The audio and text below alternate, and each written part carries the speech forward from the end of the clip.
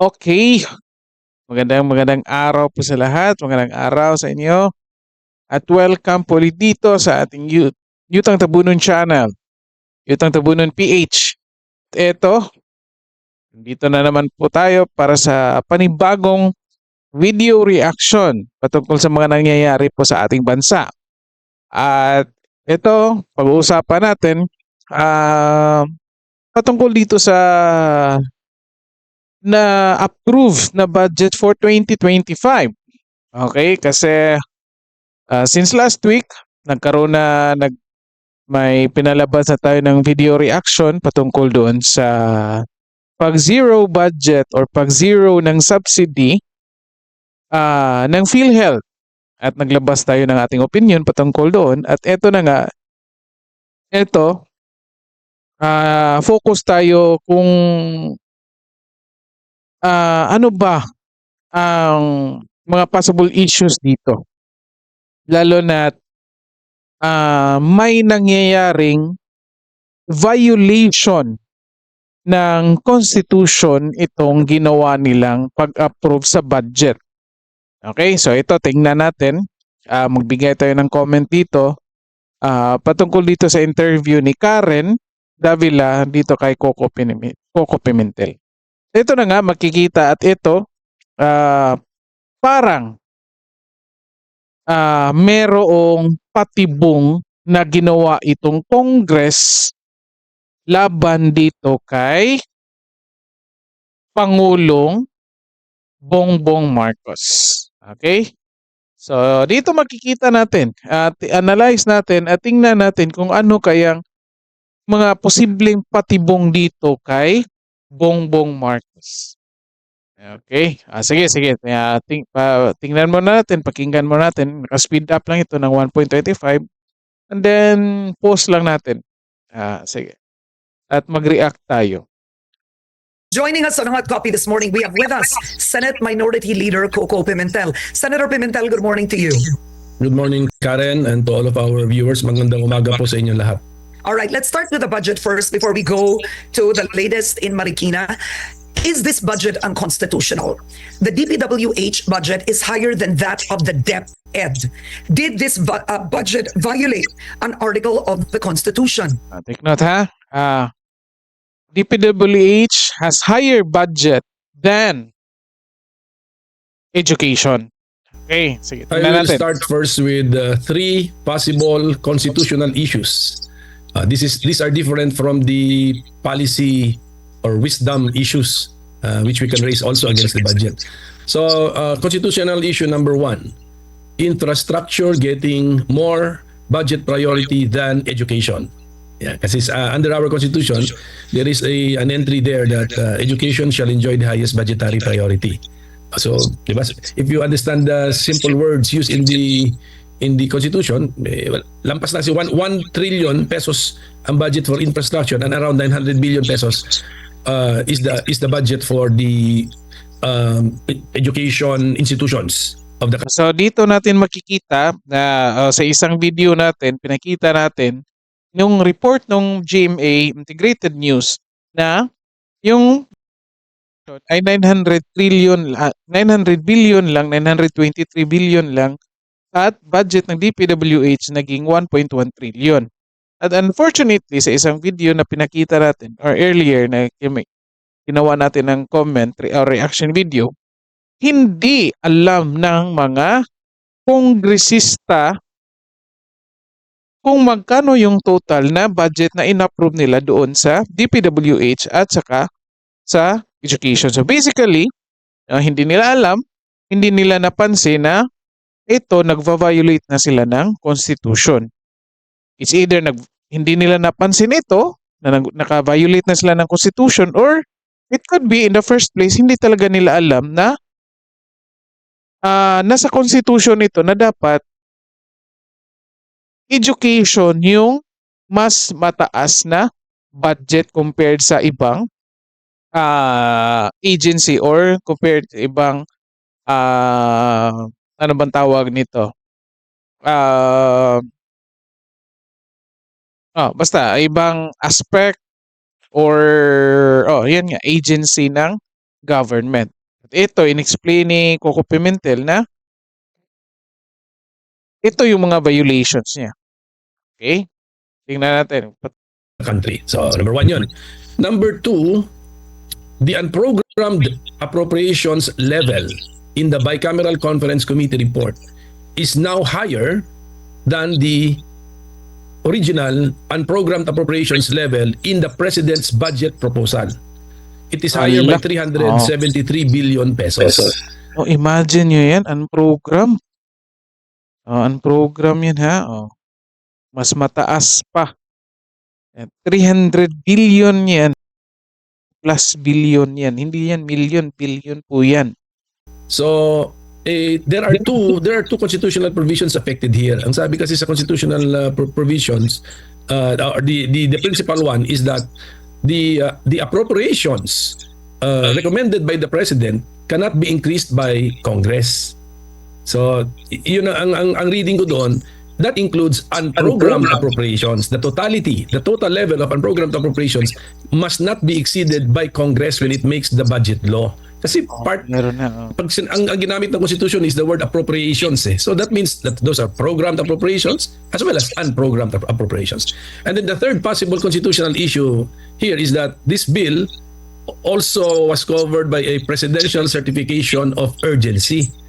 This is a budget bill. This is a yearly or an annual ritual. Congress does this all the time. Meron talagang budget calendar or a budget season. So this is a predictable phase in the legislative process or predictable period. So what's the point? What is the point in issuing this presidential certification of urgency? What is the emergency staring us right into our faces? Wala naman eh. Diba, tingnan niya, may tatlong possible violation ng Constitution. Sinasabi nating possible kasi investigation pa ito, subject pa ito ng discussion ng Supreme Court. Okay? So, hindi naman ito katulad ng ginagawa nilang hearing dyan sa Congress, ng Committee on Good Government at ng Quadcom na marami na silang, nag-imbestiga na sila, marami na silang resource person, witnesses, and then in the end, sinasabi na, possibility pa rin. Ganyan yung natatakot sila sa kanilang mga conclusion. Kasi nga, pag nag-conclude sila, tatawagin silang court. Di ba? Parang naiipit sila, kaya nga naging careful na din sila.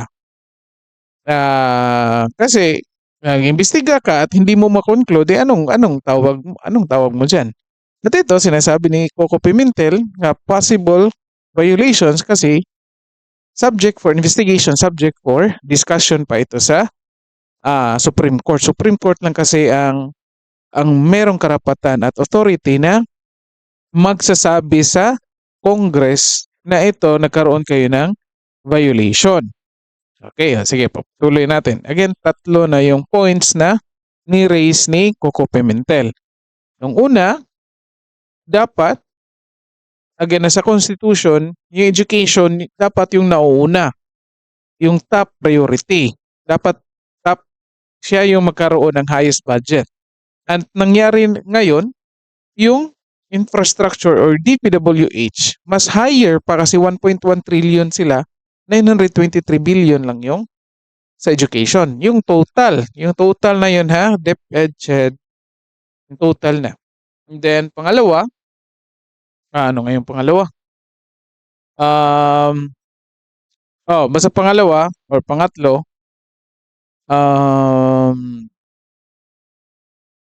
yung pangalawa pala, limutan ko tuloy. Sige, basta itong pangalawa, yung unprogram na hindi lalampas doon sa Senate ng President.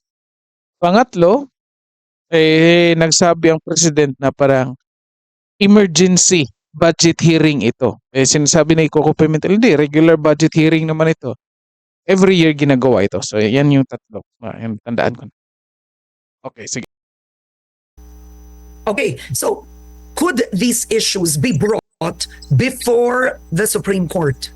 Yes, as a matter of fact, uh, exceeding the level of the unprogrammed appropriations is already an issue in one case before the Supreme Court, but it is about the 2024 budget ngayong taon. So therefore, this the fact that the 2025 proposed budget also repeats the practice made by Congress in the 2024 budget. This can now be the subject matter of, number one, a supplemental petition in the existing case or an entirely new case.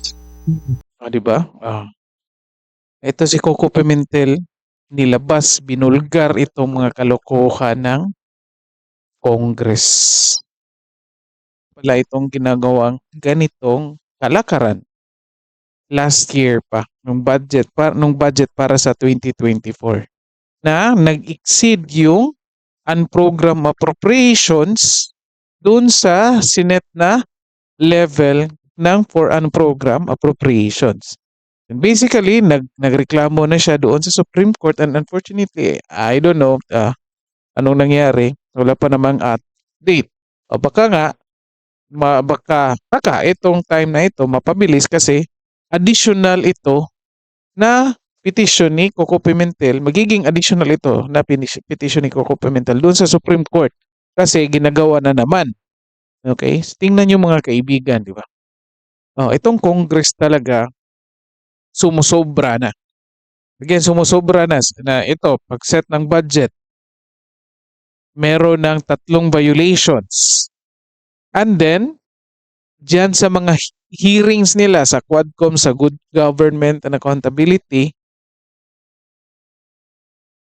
na-observe natin na sumusobra na yung oversight functions nila sa mga different agencies. Pati COA nga pinasubmit nila. Okay? So, possible violations din yun kasi yung COA, independent body naman yun eh. And yet, pinasubmit nila yung COA. Pinasurrender nila yung COA doon sa authority nila na independent body sila. And another thing is that, of course, nakikita naman natin yan sa mga hearings, yung contempt power nila na inaabuso nila. Okay? So nakikita natin dito talaga itong Congress nagte-take advantage ito sa kapangyarihan nila. Ito na nga nagrereklamo na nagawa na ng petition, nagsubmit na ng petition since last year pa ito si Senator Coco Pimentel. Okay, sige, patuloy na. Okay, so there are sectors calling on the president, including former Senator Ping Lacson, asking the president to veto the cut in the education budget, right? So, talk to us about what you believe the president should do to make this budget right. At ito na nga mga kaibigan, itong ginagawa ng Congress, ito na, I think, ito na, papunta na ito sa dun sa sinasabi ko na hinuhulog ng Congress or hinuhulog ni Tamba itong pinsan niya na si Bangag, na si Bongbong Marcos. Kasi parang dahil dito sa kanilang mga ginagawa sa Congress, nagkakaroon sila ng mga violations sa Constitution, nagiging patibong ito dito sa Pangulo. Okay? Kasi nga, lalo na dito sa budget, yung Pangulo ang magpa-finalize, magpipirma ng finalization ito. Okay? So nga, meron siyang power to veto. So, hindi ko lang alam kung hanggang saan yung kapangyarihan ng Pangulo na mag-veto ng ganito, ng budget. Kasi nga, power ito ng Congress. And unfortunately, ito, nilabas ng Congress, ito yung na-approve nila. Okay? And basically, nilalagay nila ang Pangulo doon sa situation na kung saan, pag halimbawa, inapprove ito ng Pangulo, okay? Inapprove ito ng Pangulo, parang kinukonsinti ng Pangulo itong Congress na mag-violate doon sa Constitution. Okay? Kung i-veto naman ito ng Pangulo, parang sinasabi ng Pangulo sa mga tao na kayong mga congressmen, kayong nasa Congress, hindi niyo alam yung mga ginagawa ninyo. Okay? So, itong lahat ng ginagawa ng Congress, nagiging patibong ito doon sa Pangulo, doon kay Bongbong Marcos. Again, ako, tinitingnan kung anong tingin ko dito. So, opinion ko lang to. Ano? So, para sa akin, nakikita ko na itong si Tambaluslos, si Tamba, si Martin Romualdez, nakikita ko na meron itong kapangyarihan over the president. Feeling ko, mas kontrolado niya itong mga galaw or decision making ni Bongbong Marcos. Okay? Hindi ko lang alam kung bakit nagpapakontrol ito si Bongbong Marcos. And yet, dahil sa nangyayari ngayon dito, lalo na dito sa budget, at even sa impeachment case ni Sara Duterte, makikita natin na parang mas may boses pa itong si Tambaluslos. Bakit? Let's say, doon sa impeachment. Okay, di ba? Sabi ni Bangag na wala siyang kinalaman. Ito, nag-hearing sila. Di ba? Nag-open up sila ng mga possible issues doon kay Sara Duterte. Wala namang na-prove. At ito na nga, meron na ngang nag-file ng impeachment case. And then suddenly, ito si Bangag nag-announce na wag niyong ituloy yan. Okay? So bakit niya sinabi yun? Kasi sinabi ni Sara Duterte, kapag itong hearing nila, mapupunta ito doon sa impeachment trial, ibubulgar niya lahat ng nalalaman ni Sara Duterte patungkol dito sa mga kalokohang ginagawa ni Bongbong Marcos at ni Lisa Marcos, yung First Lady. So dito natin makikita na naglabas ng statement si Marcos na huwag ipatuloy yung impeachment. So parang kino-confirm ni Bongbong Marcos na totoo yung mga nalalaman ni Sara Duterte patungkol sa mga kalokohang ginagawa nila. Okay? At ito na nga. Since naglabas siya ng statement na huwag ituloy yung impeachment case, and yet, dito sa Congress, meron pa ring tumuloy na mag-file ng impeachment case. Though, as of the moment, hindi pa nila in-entertain yun, still, valid pa rin yung pag-file ng impeachment case. So dito natin makikita na parang ito,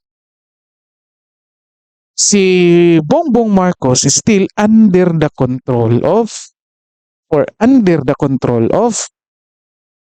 Tambaluslos. Okay? Nung nag-file na ng impeachment case, wala silang magawa. And then, patuloy pa rin yung hearing. Diba?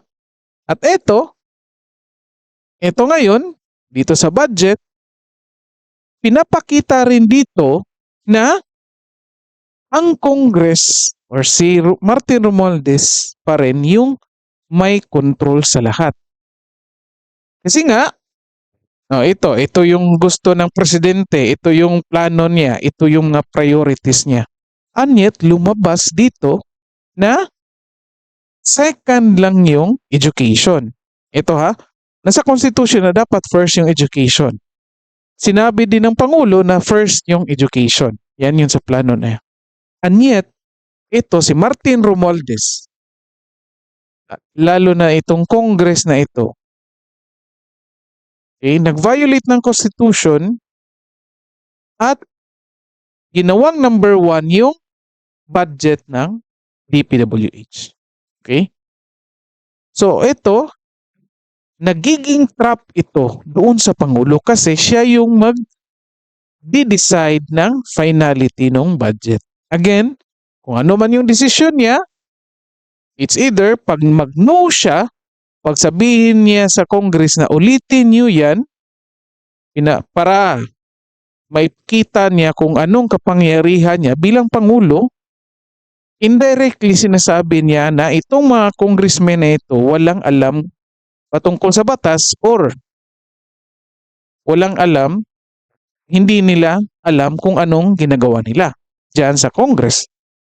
Kapag hindi nito i-veto ng Pangulong Bangag, okay, pag inapprove niya ito, still nagpapakita din ito na kontrolado siya ng Congress, lalo na dito kay Martin Romualdez kasi nga hindi niya priority yung kung anong priorities ng Congress.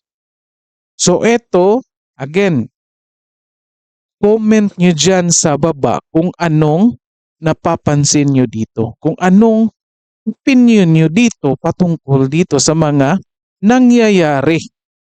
Okay? Kasi ako, nakita ko na ito dun pa lang sa mga hearings nila. Okay? Nung una, dininay pa ni Pangulong Bongbong Marcos. And then suddenly naglabas siya ng statement nga. And then ito ngayon, dito sa budget, approved budget for 2025. Patibong ito sa kanya. Okay, so basically, parang sinasabi indirectly na sinasabi ni Bongbong Marcos at ni Martin, indirectly sinasabi ni Martin Romualdez na meron siyang nalalaman na makasisira doon kay Bongbong Marcos. Kaya kapag hindi nag-cooperate itong si Bongbong Marcos, baka lang, again, opinion ko lang ito, baka babagsak siya. Okay? So ito, tingnan ito natin, susubaybayan natin ito mga kaibigan, kung anong magiging desisyon ng Pangulo patungkol sa budget for 2025. Earlier, naglabas na siya ng statement dun sa interview niya na papareview niya yung budget ng education. Okay? Pero, yung subsidy ng PhilHealth, ina-accept na niya na zero talaga yon. So, most likely, i-approve niya yon. Ito na nga sa education, ipapapareview niya. Okay? And hopefully, okay, kung totoo man niyang sincerity ni Pangulong Bongbong Marcos, susubaybayan natin kung anong magiging desisyon yan, anong mangyayari yan dito kung i-review niyan yan ng Congress. Susubaybayan natin yan. Again, nagiging patibong ito mga kaibigan. So dito natin magkakaroon tayo ng idea na baka ito si Martin Romualdez meron itong nalalamang mga kalokohan ni Bongbong Marcos. Kasi parang naging sunod-sunuran na siya dito sa kung anong gusto ni Martin Romualdez. Okay? Gusto nila laki ng budget DPWH, yung program appropriations. And yet, okay lang sa kanya. Diba? So, comment nyo dyan kung anong observations nyo dito, anong opinion nyo dito sa mga nangyayari. Papatuloy natin. Well, siguro start with the budget on the infra. Oo. That is the Bawasan yun. Bawasan yun. Kasi yun yung naglulubo Yun yung nag-bloat sa BICAM tapos kung mabawasan mo pa yun, then you can now make it constitutional in the sense of the first objection natin kanina that infra budget is more than education budget. So that's step one. But I do not know yung pag-zero kasi let's say zinero si PhilHealth. Yeah. You cannot veto a line na zero na kasi the president cannot change the budget by Yes. adding a number to. Oo. Yes, moving the amounts. Bawasan Yes. mo to. That is yun na nga yung that is the Trabaho ng job of Congress. the Congress. Kami yung by through amendments ginagawa namin yon. So now the PhilHealth subsidy is zero. Education, I think si DepEd suffered, education sector suffered cuts. Yeah. What I remember is a DepEd around 10 billion pesos. 12. DepEd 12. Okay. at a 12 billion cut. Let's say 11.5 10 to lang. 12 billion kasi 12 lang. just to have a margin for error. Ang CHED also 30. 30, no? 30? Oh, may 30 cut din billion. pala din sa 27 to 30. Yeah. Lagyan na natin, may memories is 27. Yeah. So, TESDA din, meron din. So, kung makita natin, but these are cuts, binabaan. Yeah. So, okay. Oh, imagine nyo yan mga kaibigan. At sinasabi ni Pangulong Bongbong Marcos na yung priority niya yung education, and yet dito sa mga institution, sa mga ahensya ng yung CHED, yung DepEd, even yung TESDA, merong cuts sa budget. Tingnan nyo yan. Oh. Parang sinasabi, indirectly sinasabi talaga ni Martin Romualdez na hold ko itong Pangulo na ito. Okay? Kahit nga, dito sa statement, sa earlier statement ni Coco Pimentel, nag-file na siya ng petition 2024, last year pa. Diba? Or let's say this year, at wala pang tugon doon yung Supreme Court. Doon nga sa statement niya, mapapatanong tayo. Bakit ganun? Bakit until na wala pang tugon yung Supreme Court? Wala bang kinalaman dito si Martin Romualdez tungkol dito sa desisyon ng Supreme Court or sa galaw ng Supreme Court patungkol dito sa petition ni Coco Pimentel? Tanong ko lang yan. Okay? O comment nyo dyan sa baba kung anong sa tingin nyo. Kung wala bang kinalaman or again, kung wala bang kinalaman dito si Martin Romualdez patungkol dito sa galaw ng Supreme Court. Diba? So parang again, indirectly sinasabi ni Martin Romualdez, control ko yung presidente. Ako ang tusunod yan sa akin. Parang ganyan. Dahil sa ginawa nila dito sa budget na ito. The president will not veto those line items for the education institutions, but in the budget execution, he can supplement them siguro. He can supplement them from if there are now savings from other projects or sa contingency fund niya ng entire government pwede. But maliit yung contingency fund yung cut sa DepEd yun na yung contingency fund mga 10 to 13 billion pesos yan Yeah. So technically, to save this budget from being unconstitutional, all the president can do is cut. But in the end, PhilHealth is at a loss, DepEd is at a loss, agencies that needed it lost, right? So the big issue is why was this allowed in the BICAM? Who was in the BICAM? Ang BICAM kasi, Sige. ang nangyari sa BICAM, although the Senate President sent a larger delegation this time, actually nothing improved in the process. Because the BICAM met initially to open the BICAM and then met second time to close the BICAM. Ginagawa rin naman dati yun ginagawa yung mga two steps na yun because those are the two formalities that you need to do, open then close a certain meeting. It is in the in between which did not improve before both houses used to create a small committee. Small committee ang nangyari, chairman, dalawang tao. Ngayon hindi ginawa lang technical working group. Pero anong improvement? Wala. The improvement should have been in the flow of information. Yeah. Wala namang flow of information na isi-zero si PhilHealth, isi-zero si PhilHealth. Ano ba? Yan na nga yung issue Parang again, sinasabi dito na kahit meron pang representative from the Senate, Congress pa rin yung nananaig. Ito pa rin si Martin Romualdez, si Zaldico pa rin yung may control talaga ng budget. Kasi ito, opening at saka closing lang pala yung role ng mga representatives ng Senate. Walang clear information na ito, zero namin, ito dadagdagan namin. Yan yung sinasabi dito ni Coco Pimentel eh. boto ng ano ba boto ng Senate panel? Do we agree or not agree? Bawasan si DepEd ng 10 to 12 billion ha. Anong position ng Senate panel? Agree or disagree? That is the real way of conducting a BICAM. Panels yan, nag-uusap, nag-exchange ng ideas, ng proposals, and then panels. Okay, so what is even appalling in this particular budget is number one, it's already a 10% increase from last year, right? So this is a 10% increase from last year.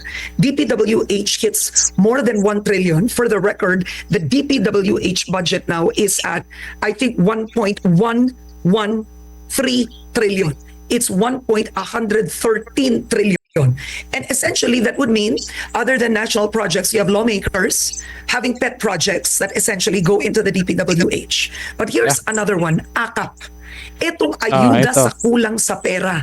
Congress getting 26 billion. And suddenly, the Senate gets 5 billion. Well, That? there was no explanation to us about that kind of division. But at any rate, even if I were to be offered AKAP, I am against that program. I will not accept it. Okay. Number one, yung AKAP na yan did not find itself in the Senate committee report version. Wala yan eh. So sinuportahan namin kasi wala yan. That means we are not wasting, I think 36 to 39 billion ata yung original. Ano ba, imagine na. Imagine ninyo. Yun nga, sa isang video natin, present ni Amy Marcos na tinanggal niya. So basically, the senators are expecting na wala talagang AKAP. Wala talagang papasok na AKAP. And yet, suddenly, nung lumabas na yung final, nandun pala yung AKAP. And hindi sila in-inform na magkakaroon ng AKAP. Itong sinasabi. Original dyan, Karen. Yeah. Congress wanted, I think, 39? 39. 39 billion pesos yan. So, kasi sa amin sa Senate, or hindi lahat sa amin, but maybe karamihan sa amin, o marami sa amin sa Senate, sabi namin, that is not a priority program. Because AKAP, the justification for AKAP is they want to help those who are already employed, but feel that their income or earnings are not sufficient to support their families. Okay. However, meron tayong existing program for the poorest of the poor, yung tinatawag na 4Ps program. Yes. Mas matanda na ito na programa, mas yan. documented na ito na programa. Yet, meron, admittedly, aminado, kahit DSWD o kahit sinong politiko, aminado na merong waiting list dyan. So there are families on the waiting list to receive benefits from the 4Ps program meant for the poorest of the poor. And then we invent a new program for those employed at the minimum wage level who feel that their income is not enough for them. So, okay yun na pagtugunan ng pansin kung tapos ka na sa poorest of the poor. Hindi. You cannot fund the project or the program for the poorest of the poor. And then you want to skip them, skip mo na, talunan na natin, dito na tayo sa mga naka-empleyo. So there is Ito na nga mga kaibigan. Ito na nga in-explain ni Coco Pimentel. Ito talagang AKAP na ito. In the first place, program na ito ni Martin Romualdez. Si Martin Romualdez man ang author nito eh. Siya man ang nangunguna nito. Meron pa nga siyang mall tour nito eh. Namimigay ng 3 to 5,000 eh. Meron pa ngang card, cash assistance and rice. Okay, anyway, AKAP lang muna pag-usapan natin kasi yan yung dinidiscuss nila. Questionably nga eh, hindi nga totally na-cater yung doon sa 4Ps eh. And yet, 4Ps klaro na. And then, itong AKAP. Diba? And yet, again, isa din, again, relate natin eh, tibong din ito. Doon sa Pangulo. Kasi nga kay Martin Romualdez ito. Okay? Pag hindi ito i-approve ng Pangulo, anong mararamdaman ni Martin Romualdez? Okay? Anong mararamdaman niya? Or baka isipin ng mga tao na yan talaga si Martin Romualdez, ano talaga yan? Parang kino-confirm ng Pangulo kung anong iniisip ng mga tao patungkol dito kay Martin Romualdez kapag hindi niya yan approve. O kapag ina-approve niya ito, itong budget ng AKAP, most likely, ang isipin ng tao na itong Pangulo natin, nangungunsinti ito sa maling ginagawa ng House Speaker. Kasi nga in the first place, sinasabi ni Coco Pimentel nga wala man itong clear na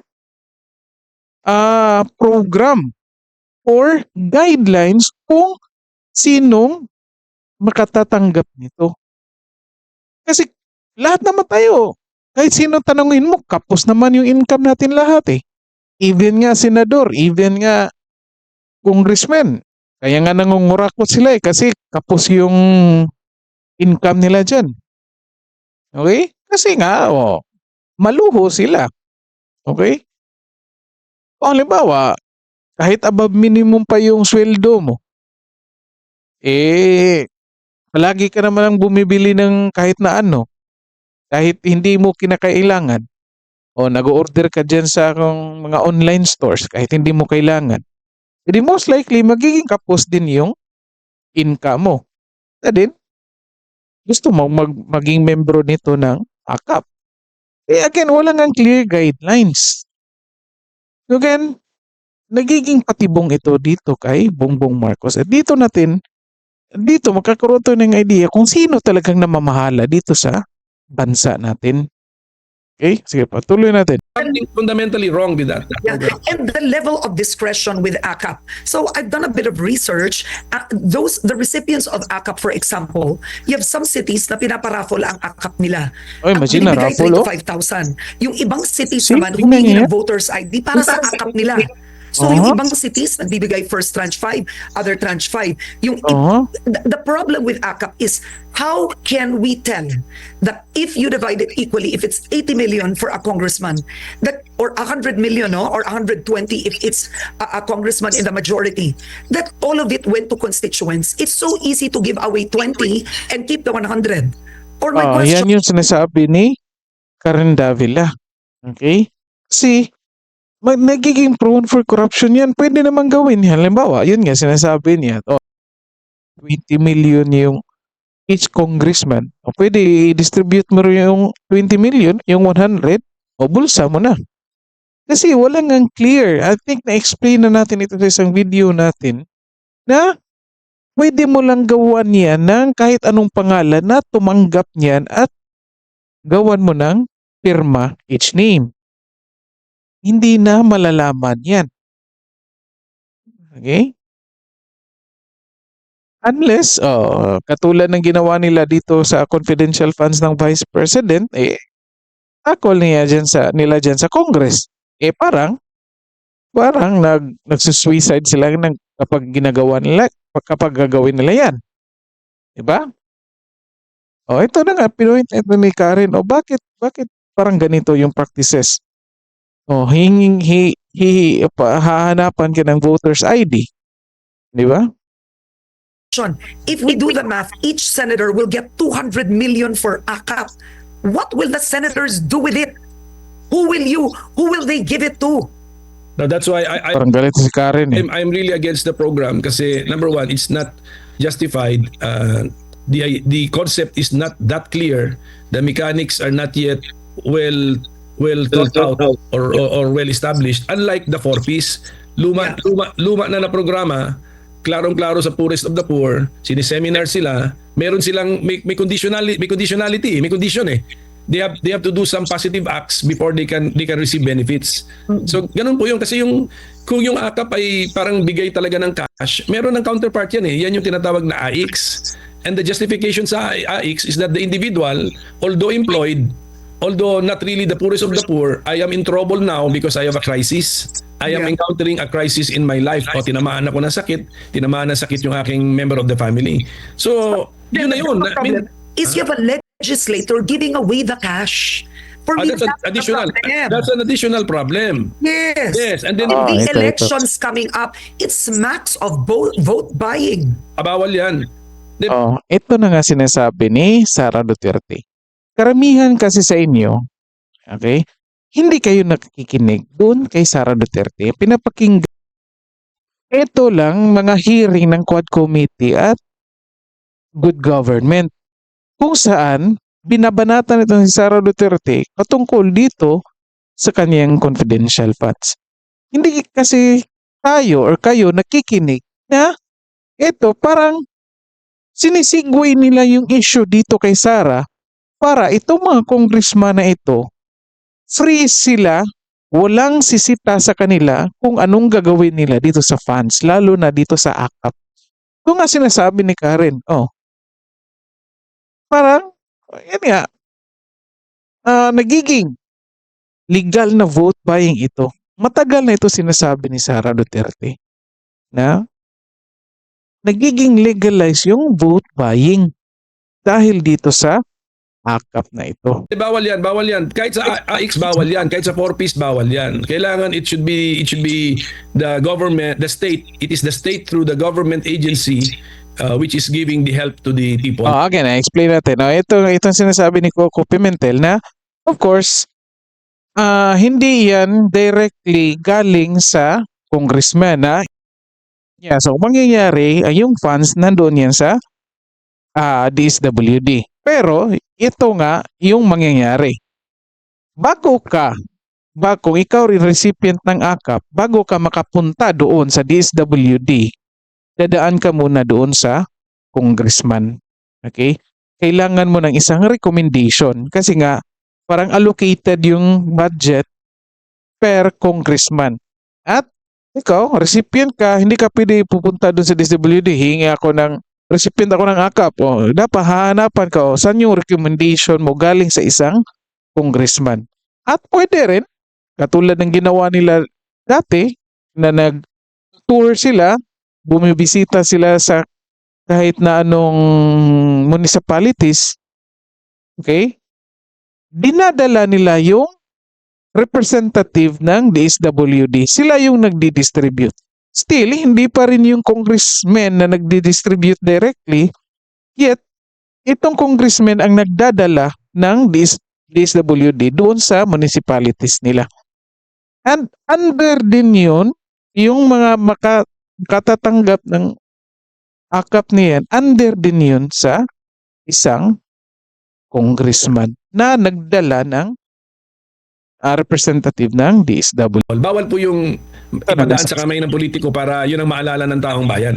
Bawal po yan. Pero in the first place, Ganun ang AKAP, Sen, ha? yes, Ganun pero ang AKAP.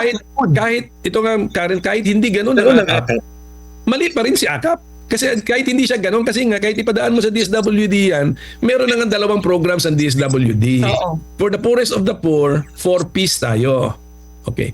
Doon sa mga nahihirapan ngayon sa buhay kasi tinamaan ng krisis, Okay, sige. Stop na lang muna. I think dyan na sila after dyan may ibang topic na sila. Okay, so ito nga nakikita natin. Okay, Coco Pimentel. Ito lang si Coco Pimentel. Nakikita ko hindi siya yung tao na bibira or babanat doon sa kung sinong gumawa nito. Yung binabanatan niya ay yung halimbawa ito, yung program. Ba't hindi niya binabanatan yung tao na gumawa ng program na yan? Okay? Pero yan, parang nakikita ko parang takot din siya eh. I'm not too sure ha. Opinion ko lang yan. Kasi kung ako niyan, di pupunta ako doon sa tao, babanatan ko yung tao na nagsuggest nito. Okay? Babanatan ko ito, hindi ito tama. And then, sasabihin ko sa tao na siya ang responsable nito. Para malaman ng mga tao kung anong kalokohan na ginagawa ng isang tao. Ito lang, si Coco Pimentel, still hindi siya, parang, ito lang, nakikita ko, natatakot siya na bumanat dito kay Martin Romualdez. Alam naman natin lahat si Martin Romualdez responsible ng AKAP na yan. Okay? Ito na nga. The program itself is mali.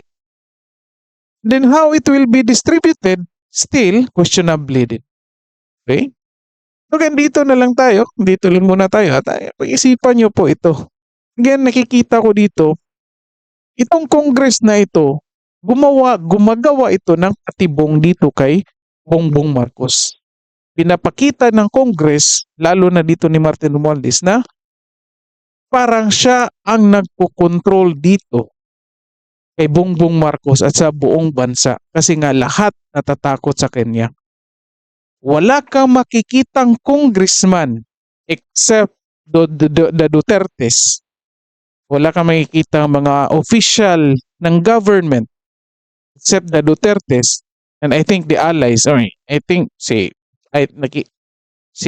ano nga lang, si Bato at si Bongo nga lang nakikita ko na bumabanat dito kay Romualdez eh. Yung ibang allies hindi eh.